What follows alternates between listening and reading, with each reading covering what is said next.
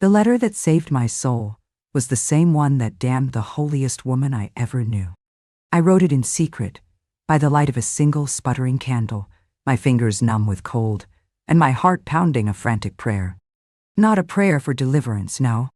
By then, I had forgotten how to pray for myself. It was a prayer that my words, my testimony, would be sharp enough to cut through stone walls, holy vestments, and 60 years of sanctified lies. That letter detailed a truth so monstrous, it had been flourishing for decades under the guise of piety, in a place the world believed was a sanctuary. The Convent of the Sisters of Perpetual Adoration. Hello, my dears. I'm Grandma Josephine. I'm 80 years old now, and I live here, in this quiet little cottage on the coast of Oregon. The sea has been a great comfort to me. It is vast and honest. It doesn't pretend to be calm when there's a storm brewing. It shows you its turmoil and its peace, all in equal measure. It took me a lifetime to learn to be that honest with myself. What I am about to tell you is a story I have kept locked in the most secret chamber of my heart for over 60 years. It is the story of my life as a young nun, a bride of Christ. But it is also the story of a gilded prison, ruled by a false idol. It is a story I have never told in its entirety, not to a single soul. To speak of it felt like a betrayal, a sacrilege. For years, I couldn't distinguish between betraying the woman I once worshipped and betraying God himself. She had woven them together so tightly in my mind, I couldn't pull the threads apart. To unburden myself of this now feels monumental. It feels like finally opening a window in a room that has been sealed shut since I was a young woman. The air inside is stale with old grief and fear, and I know that letting the light in will be painful. It will illuminate all the dust, all the decay, but it must be done. Some truths are not meant to die in the dark. They are meant to be spoken, to serve as a warning, a beacon for others who might find themselves lost in a darkness that calls itself light. I know this will be a long and difficult story to hear, and it is taking every ounce of my courage to tell it. So, if you would, your presence here gives me strength. By liking this video, by subscribing to my little channel, Grandmother's Soliloquy, you are telling an old woman that her voice matters, that her truth is worth hearing. You are sitting here with me, in this room, holding my hand as I prepare to unlock that door. For that, I thank you. Truly. My story, the real story, began not with a dark secret, but with a pure and overwhelming love. It all began in the 1950s, in a small, devoutly Catholic town in the heart of Ohio. I was a quiet, serious girl named Josephine, the eldest of 5 children. Our life revolved around 2 things, our family and the church. And for me, the church was everything. It was not a place of stern rules and obligations. It was a place of profound beauty and mystery. I loved the scent of incense and old wood, the way the stained glass windows threw jewels of light across the stone floor, the soaring, otherworldly sound of the Latin Mass. It was a world apart from our noisy, crowded little house, a world where I felt a deep and abiding peace. I felt, from a very young age, a calling. It was a feeling as real and constant as my own heartbeat. It was a whisper in the quiet moments that I was meant for something more than the life laid out for most girls in our town. A life of marriage, children, and bake sales. I felt a pull toward a life of total devotion, a life given over completely to God. I didn't see it as a sacrifice. I saw it as the ultimate fulfillment. To become a bride of Christ seemed to me the most romantic, the most noble, the most beautiful destiny a woman could have. My parents, good, simple people, were proud, if a little bewildered. My mother cried, "Of course," but she believed she was giving her daughter to God, the highest honor. My father, a stoic man, just squeezed my shoulder and said, "If this is your path, you walk it with your head held high." And so, at the age of 18, full of a naive and passionate faith, I left my family and the world I knew behind. I entered the novitiate at the Convent of the Sisters of Perpetual Adoration, a prestigious, cloistered order nestled in the rolling hills of upstate New York. The first time I saw the convent, It took my breath away. It was a magnificent old stone building, surrounded by acres of pristine gardens and ancient, whispering oak trees. It was a fortress of tranquility, a bastion against the noise and chaos of the secular world. It felt like stepping into another century. The air itself seemed different, cleaner, holier. The silence was not an emptiness, but a presence. It was a reverent hush, broken only by the chime of the chapel bell, the soft swish of habits against stone floors, and the beautiful, haunting melodies of the Gregorian chants that marked our days. The sisters I met were serene and kind. They moved with a graceful, unhurried purpose. Their faces, framed by the stark white wimples, seemed free of the worldly cares that etched lines on the faces of other women. They seemed to have found a deep inner peace that I craved with all my soul. In those first few weeks, I was blissfully happy. I felt I had finally come home. I was learning the rhythms of a life dedicated to prayer, contemplation, and service. It was hard work, of course. The long hours of prayer before dawn, the simple, meager meals, the manual labor in the gardens and the laundry. But it was joyful work. It was all for God. And at the center of this perfect, holy world was our Mother Superior. Her name was Reverend Mother Hélène. To say Mother Hélène was respected is to say the sun is warm. She was not just respected, she was revered. She was a living saint in our eyes. She was a tall, elegant woman in her late 60s, with a face that seemed carved from porcelain and eyes of a startling, piercing blue. They were eyes that seemed to look right through you, to see every hope, every fear, every secret corner of your soul. When she spoke, her voice was like music, a low, melodic sound that could soothe the most troubled heart. She moved with an ethereal grace, her presence filling every room she entered. She was brilliant. She was fluent in 4 languages, a respected theologian who corresponded with cardinals in Rome, and a charismatic leader who had single-handedly elevated the convent's reputation and finances. But it was her apparent holiness that captivated us. She seemed to be in a constant state of communion with God. She would spend hours in the chapel, seemingly lost in ecstatic prayer. She spoke of faith, of sacrifice, of the sacred path of submission, with a passion and eloquence that left us all spellbound. We novices would hang on her every word. She was our guide, our spiritual mother, the embodiment of the holy life we all aspired to. In my first private meeting with her, she was everything I had hoped for and more.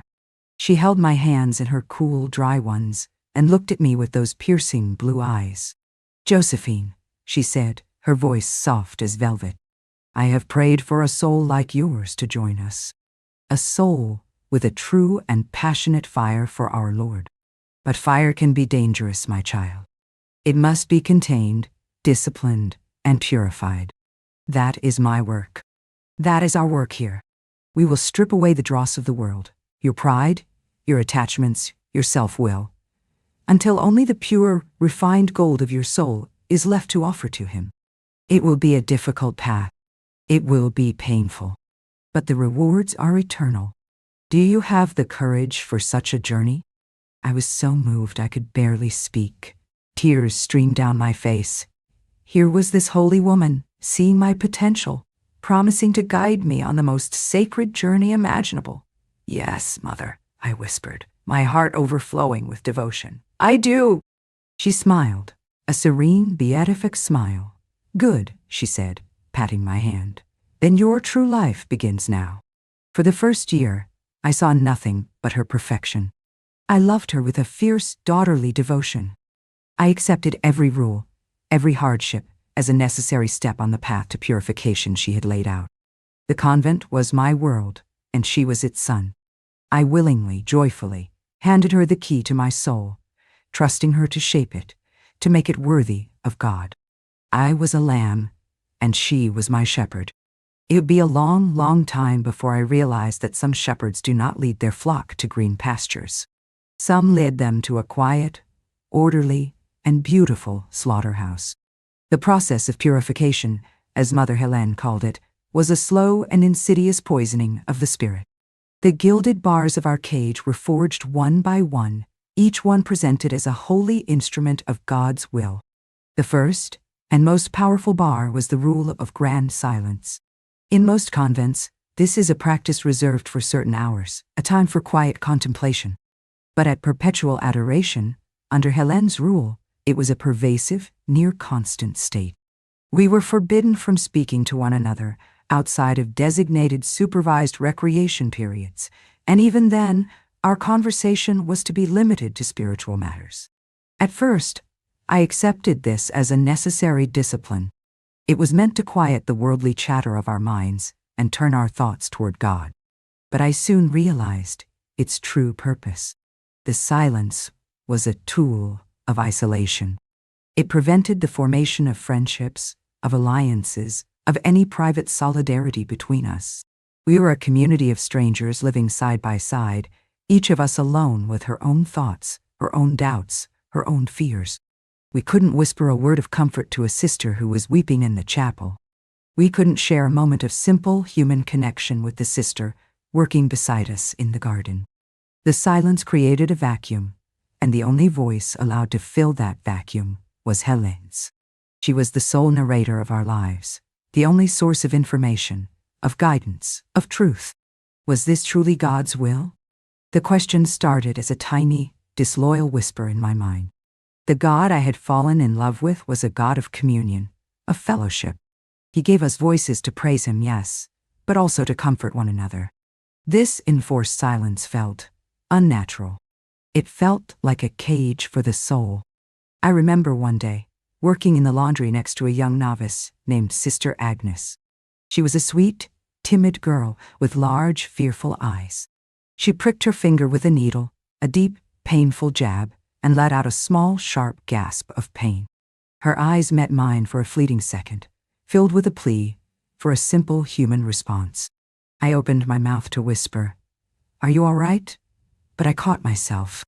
The mistress of novices was watching from the doorway, her face a stern, impassive mask. I looked down at my work, my heart aching with a shame I couldn't name. I had been a coward. I had chosen the rule over compassion.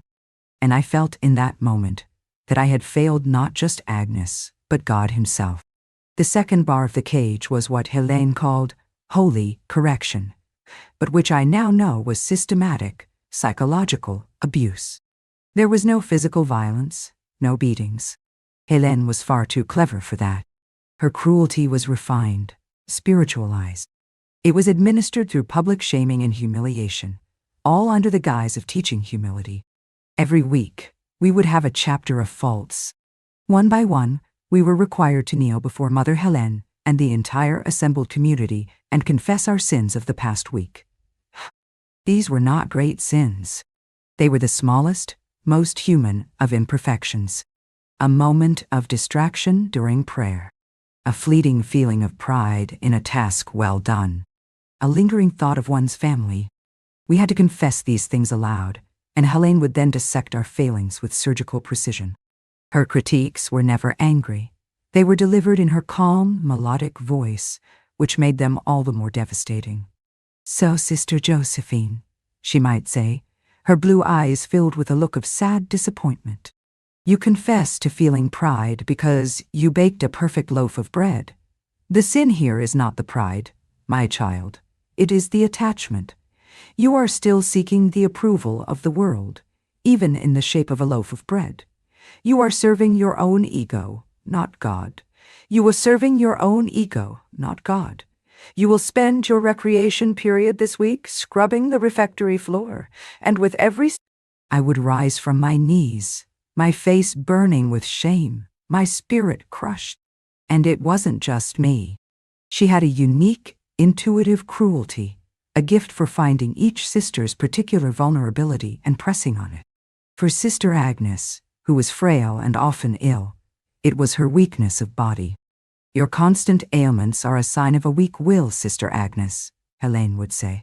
"You are indulging in self-pity, a most unbecoming sin. You will fast on bread and water tomorrow to purify your spirit and strengthen your resolve." For a sister who was a gifted singer, it was her beautiful voice. "Your voice draws attention to itself, not to the Lord. You will sing no solos for a month, until you learn to offer a sound that is humble, not prideful." She was an artist of torment, breaking us down piece by piece, all while convincing us it was for our own good. We were being purified. And the worst part, we began to police ourselves and each other. We became hyper-vigilant, constantly searching for our own faults, terrified of the public humiliation that awaited us. We were becoming the architects of our own prison. The third, and perhaps most impenetrable, bar of the cage was our total isolation from the outside world. This was the most sacred tenet of Helene's rule. The world was a source of spiritual contamination, and we were to be utterly severed from it. Our families were allowed to visit only once a year, for a few hours, in a formal parlor, under Helene's watchful eye. These visits were excruciating. How could you explain the reality of your life in a 2-hour, supervised conversation? My parents would tell me news from home, and it would sound like a story from another planet. I would see the worry in my mother's eyes, but I couldn't give her the comfort she craved. I would just parrot the lines Hélène had taught us. I am so happy here. The life is difficult, but my soul is at peace. It was a lie, and the taste of it was like ash in my mouth. Our letters were the most brutally controlled.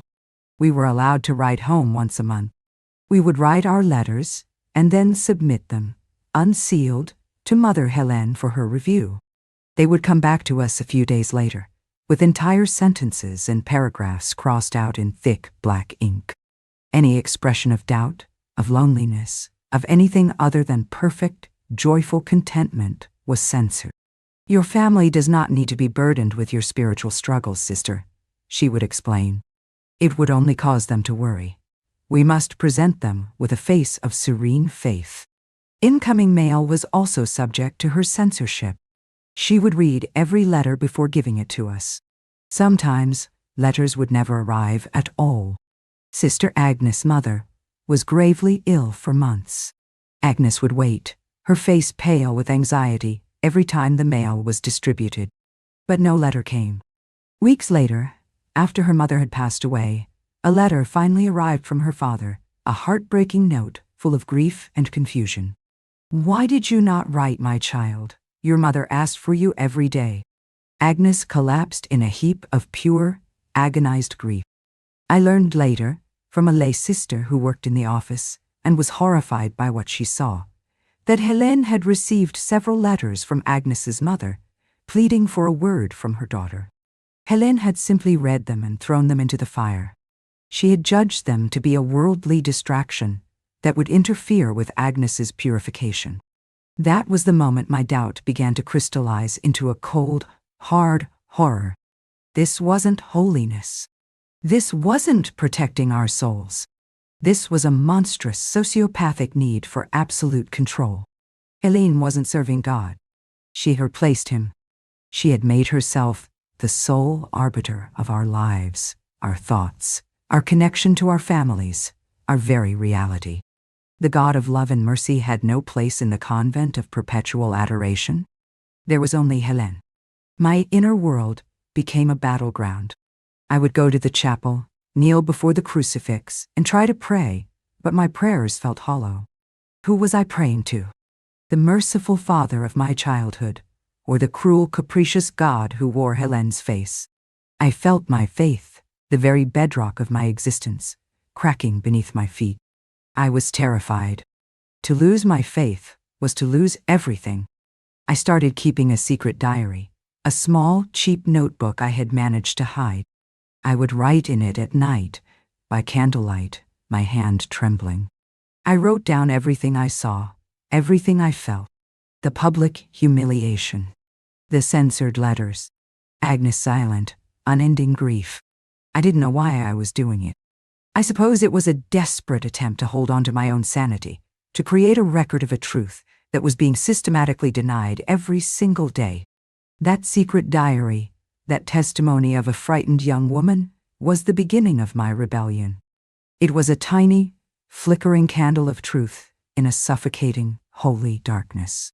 And I knew, with a certainty that chilled me to the bone, that if Hélène ever found it, my purification would become a living nightmare. The final straw, the event that shattered my fear and forged it into a weapon, was the complete and utter destruction of Sister Agnes. Her spirit, already so fragile, could not withstand the constant pressure of Hélène's purification. After the death of her mother, Agnes fell into a deep, inconsolable depression.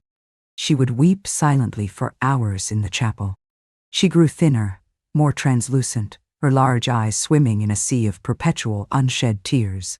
She barely ate, and her work in the laundry became slow and clumsy. A compassionate leader would have seen a soul drowning in grief and offered comfort, medical attention, a reprieve. But Mother Hélène did not see a grieving daughter. She saw a discipline problem. She saw a weak will, an indulgence in the sin of sorrow. Her solution was not compassion, but an escalation of her cruelty. She assigned Agnes the most grueling physical tasks, claiming that hard labor purges the soul of melancholy. She forced her to kneel on the cold stone floor of the chapel for extra hours of prayer, even when the girl was swaying with weakness. And in the chapter of faults, Hélène's attacks on Agnes became relentless and deeply personal. Sister Agnes continues to wallow in her selfish grief, she would announce to the community, while Agnes knelt before her, trembling. She dishonors her mother's memory by displaying such a weak and worldly attachment. Her sorrow is a vanity. It is a performance designed to elicit pity. But we will not be manipulated by such displays. We will pray for her soul, which is in grave danger. I watched this happen, week after week, my heart a cold, hard knot of fury and helplessness. I had to help in small, secret ways. I would leave a piece of my own bread for her at the dinner table. I would try to catch her eye and give her a small, encouraging smile when Hélène wasn't looking. But these were pitiful gestures against a tidal wave of systematic cruelty. Agnes was being erased before my very eyes. The breaking point came during a particularly bitter cold snap in January. Agnes had developed a hacking cough that rattled her thin frame, but she was still forced to work in the damp, unheated laundry. One morning, she collapsed at her post. She was burning with fever, her breathing shallow and ragged. They carried her to the infirmary, a small, cold room with a single bed. The infirmary sister, a kind but terrified woman named Sister Mary Catherine, told Hélène that Agnes was gravely ill and needed a doctor from the town. Hélène came to the infirmary. I was there, having been assigned to bring a tray of broth. I stood in the doorway, hidden, and I witnessed the exchange. Hélène looked down at Agnes' flushed, unconscious form, not with concern, but with cold, clinical disgust. "A doctor is unnecessary," she said to Sister Mary Catherine, her voice like chipping ice. "This is not an illness of the body. This is a sickness of the spirit. She has allowed the devil to enter her through the sin of despair. The only cure is prayer and penance. We will not be bringing the contamination of the world into this house for a case of spiritual hysterics." Sister Mary Catherine, to her eternal credit, tried to protest. "But Mother, her fever is dangerously high. I fear it is pneumonia." Hélène turned her piercing blue eyes on the older nun. "Are you questioning my spiritual diagnosis, sister?" she asked, her voice dropping to that familiar, dangerous whisper. "Your duty is to pray for her soul, not to indulge her physical weaknesses. You will do as I say." She swept out of the room, leaving behind a chilling silence. For 3 days, Agnes lay in that infirmary bed, delirious with fever. We were all ordered to pray for her spiritual recovery. A doctor was never called. On the 4th day, in the gray frozen light of dawn, her tortured breathing stopped. Sister Agnes was dead. She was 20 years old. Hélène announced her death at morning prayer. "Our dear Sister Agnes has been called home to the Lord," she said, her voice filled with a serene, counterfeit piety. "Her earthly trials are over. Let us pray for the repose of her soul, which has at last been purified." I knelt there staring at the altar, but I didn't see the crucifix. I saw Agnes's frightened face. I saw Hélène burning her mother's letters. I saw Hélène standing over her sickbed, refusing her a doctor. And the sound I heard was not the sound of prayer. It was the sound of my own soul, screaming. In that moment, something inside me broke, and something new, hard and unyielding, was born in its place. The fear was gone. The confusion was gone. All that was left was a rage so pure and so cold it felt like a religious experience. This was not a house of God. It was a tomb, presided over by a murderer, and I would not be her next victim. My awakening was absolute. I knew I couldn't stay, but just leaving wasn't enough. If I simply walked out, the story would die with me. I would be a disgraced nun, a fallen woman, and Hélène's reign would continue. Agnes's death would be for nothing. I had to expose her. I had to bring down her entire corrupt kingdom. And my only weapon was my secret diary, my testimony. The plan was terrifyingly risky. I spent the next 2 nights huddled in my cell, transcribing the most damning entries from my diary into a long, detailed letter. I wrote about the chapter of faults, the censored mail, the isolation. I wrote, in painstaking detail, about the slow, deliberate destruction of Sister Agnes, culminating in Hélène's refusal to call a doctor. I named names, dates, and specific incidents. It was a meticulous, factual, and utterly damning indictment. Now I had to get it out. This was the most dangerous part. All mail was screened. There was no escape. But I had one slim hope. Once a week, a young man from the village named Tom would come to the convent to deliver groceries and pick up the mail to be posted. He was a kind, cheerful boy who always had a friendly word for the kitchen sisters. He was my only link to the outside world. I had to get the letter to him without being seen. For 3 days, I watched the routines of the convent, my mind working like a general's planning a campaign. I figured out that he always made his delivery to the kitchen pantry precisely 10 in the morning, and for about 5 minutes, he was usually alone while the kitchen sister was in the chapel. The day came. My heart was a frantic drum against my ribs. I had the letter tucked inside my habit. I needed an excuse to be near the pantry at that exact time. I went to the mistress of novices, and feigning a small coughing fit, I asked permission to go to the kitchen to get a glass of water. She gave me a suspicious look but waved me on. I walked down the long, silent corridor, my every footstep echoing in my ears. I felt 100 eyes on my back, but I didn't dare look around. I reached the kitchen. As I had hoped, it was empty. I could hear Tom whistling in the pantry. I slipped inside, my heart in my throat. He turned, a sack of potatoes on his shoulder, and his whistling stopped. He looked surprised to see a cloistered novice there. "Morning, sister," he said, a little awkwardly. There was no time for subtlety. I pulled a thick envelope from my habit. His eyes widened. "My name is Sister Josephine," I whispered, my voice trembling. "What I am about to ask you could get you into a great deal of trouble, but it is a matter of life and death. I need you to post this letter for me, secretly. Please, do not put it with the convent's mail. Take it with you and post it from the village. Can you do this for me? Can you do this for me?" He stared at the letter, then at my face, at the desperate, frantic plea in my eyes. He was just a boy, and I was asking him to defy the most powerful woman in the region. He could lose his job, his family could be shunned. For a long moment, he just stood there, and my hope began to wither. Then, he gave a short, sharp nod. "All right, sister," he whispered, his own voice low. He took the letter from my hand, his rough fingers brushing mine, and quickly slid it into the inside pocket of his jacket. "I'll do it. Thank you," I breathed, a wave of relief so powerful it almost made me buckle. "God bless you, Tom." I turned and fled back down the hallway, my mission accomplished. The letter was on its way. It was addressed to the only person I thought might listen, the only person with the power to challenge Hélène, the bishop of the diocese. I had fired my only shot. Now, all I could do was wait and pray that it would hit its mark. The 2 weeks that followed were the longest of my life. I lived in a state of suspended, agonizing terror. Every time Mother Hélène looked at me, my blood ran cold. Every time I was summoned for a task, my heart leaped into my throat, certain that I had been discovered.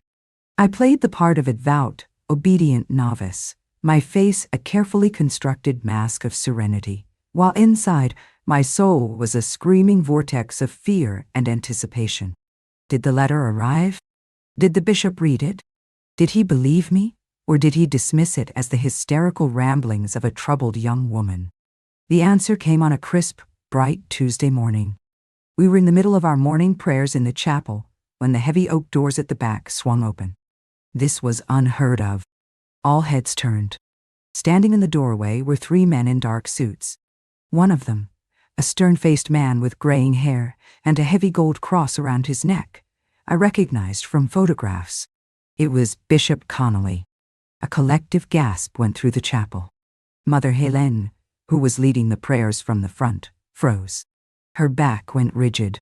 She turned slowly, and for the first time, I saw a flicker of something other than serene confidence on her face. It was a flash of pure, animal alarm. The bishop walked down the central aisle, his footsteps echoing like hammer blows in the sacred silence. He did not look at any of us. His eyes were fixed on one person, Mother Hélène. He stopped before her. "Reverend Mother," he said, his voice quiet, but carrying the unmistakable weight of absolute authority. "My colleagues and I need to speak with you. In your office, now." He then turned to the mistress of novices. "Please assemble all of the sisters in the refectory.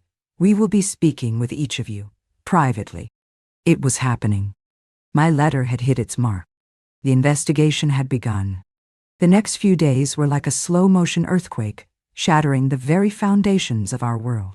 One by one, we were called in to speak with the bishop's delegation. The key, the brilliant part of their strategy, was that they interviewed us away from Hélène, away from her suffocating presence.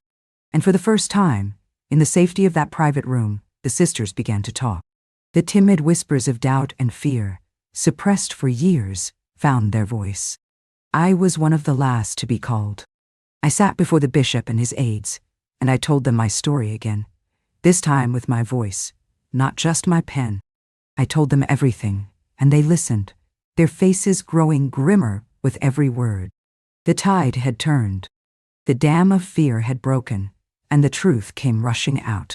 Sisters corroborated my stories. They told their own. The story of the censored letters. The story of the public humiliations. And most damningly, Sister Mary Catherine, the infirmary sister, tearfully confessed that Mother Hélène had forbidden her from calling a doctor for Agnes. The final confrontation happened in the main hall. Hélène was brought before the bishop and the entire community. She was no longer the serene, ethereal being we had known. Her face was pale, her lips a thin, white line of fury. The mask had shattered, and the creature underneath was ugly and full of venom. She denied everything. She called me a liar, a temptress sent by the devil to destroy her holy work. She called the other sisters weak, hysterical, ungrateful. But it was too late. The bishop held up my letter. "Reverend Mother," he said, his voice thundering through the hall. "We have the testimony of nearly every woman in this convent confirming the patterns of spiritual abuse, cruelty, and gross negligence detailed in this letter, culminating in the death of a child under your care. You are a disgrace to your vows, to this office, and to God Himself. You are hereby stripped of your authority and removed from this convent." Hélène let out a sound like a wounded animal and collapsed. Her reign was over. Her kingdom had crumbled. I did not stay to see the aftermath. The bishop, in a rare act of true pastoral care, understood that I could not simply return to the world I had left. He arranged for me to go to a different, smaller convent, a quiet place run by gentle, elderly nuns who specialized in teaching. It was there that I began the long, slow process of healing. It was there I rediscovered my faith, not in rules or charismatic leaders, but in the quiet, compassionate work of helping others. I finished my education, became a teacher, and eventually, after many years of prayer and contemplation, I made the difficult decision to leave the order and re-enter the secular world. My vows had been made to a version of the church that had been a lie. I needed to find my own truth. I built a new life.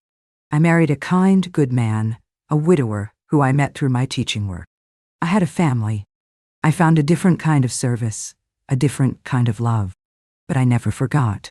The lesson I learned in that cold stone convent is one that has shaped my entire life.